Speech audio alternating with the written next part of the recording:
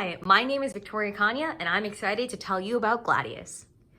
Gladius is a game where you play as cunning Roman spectators trying to make the most money by backing the right team competing in the gladiator games. Through the skillful use of underhanded tactics, players can help and hinder gladiator teams to alter the outcome of each battle.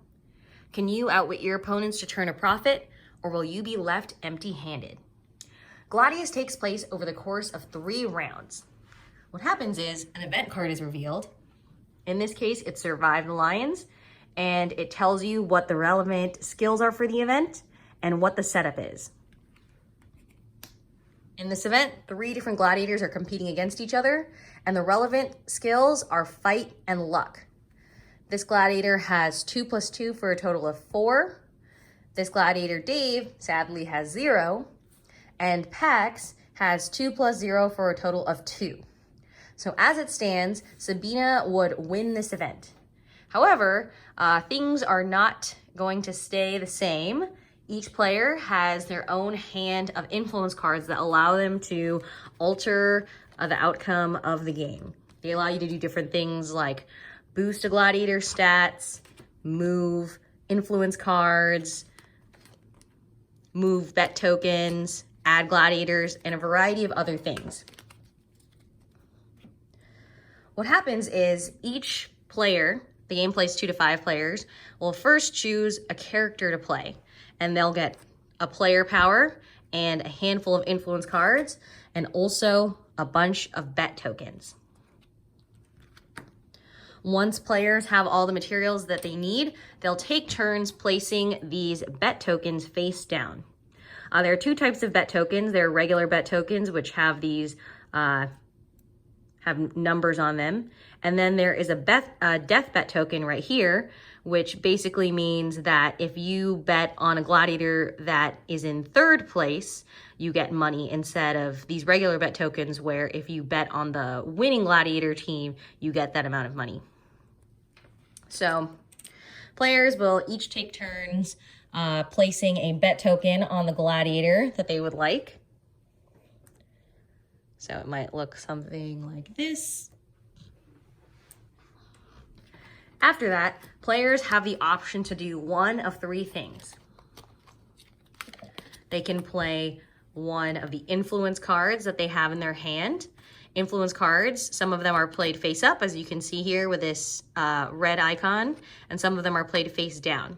So, for example, if they wanted to play a card face down, let me adjust the camera. A face down card would be played like this, and a face up card would be played face up, and it would resolve immediately. So in this case, this is an opulent distraction, and this would allow you to move a face down influence card onto another gladiator. The second thing that they can do is each player has a unique player power. So this is the senator, and what this means is that you are able to discard the number of cards in the top right-hand corner of the card. And by doing that, you're allowed to activate the power. So in this case, you're able to move move your bet from one team to another bet with open slots.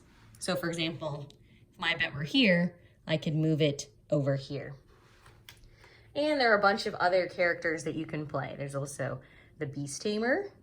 There is the Centurion, the Spy Master, and the Biggest Fan.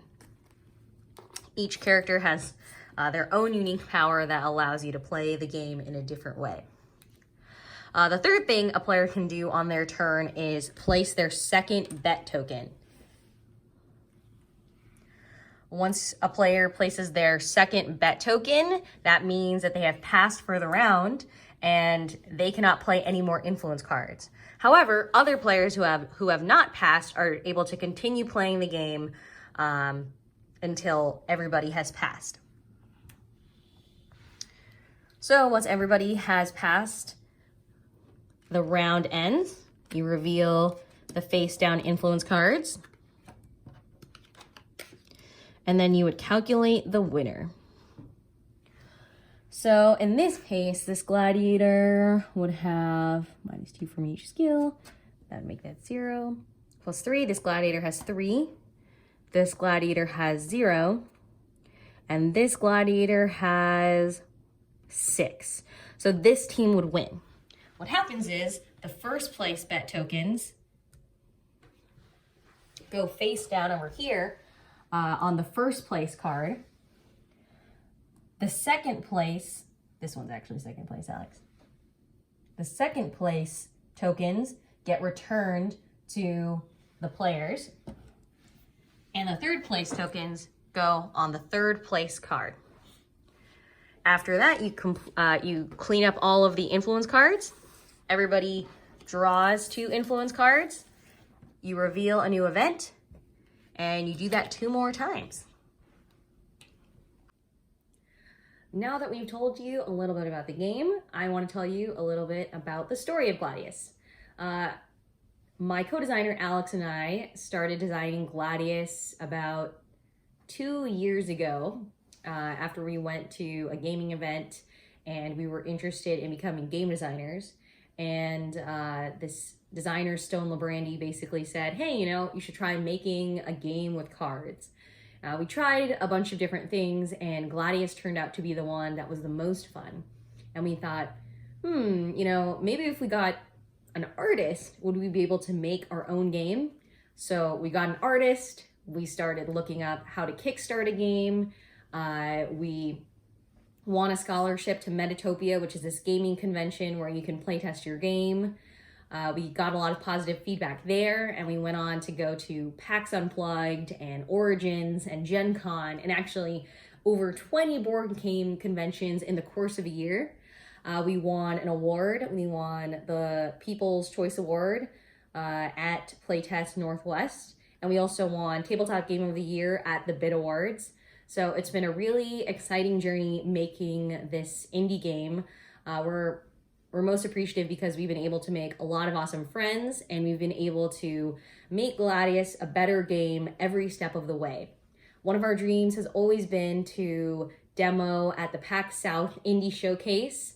I think we've tried maybe once or twice before. Our game wasn't quite ready yet, but now we're really confident with the full art, with the final graphic design, and with our awards and our new mechanics that this game would be something really awesome that the attendees at PAX South would love to see. And we hope that you choose us this year. Thank you.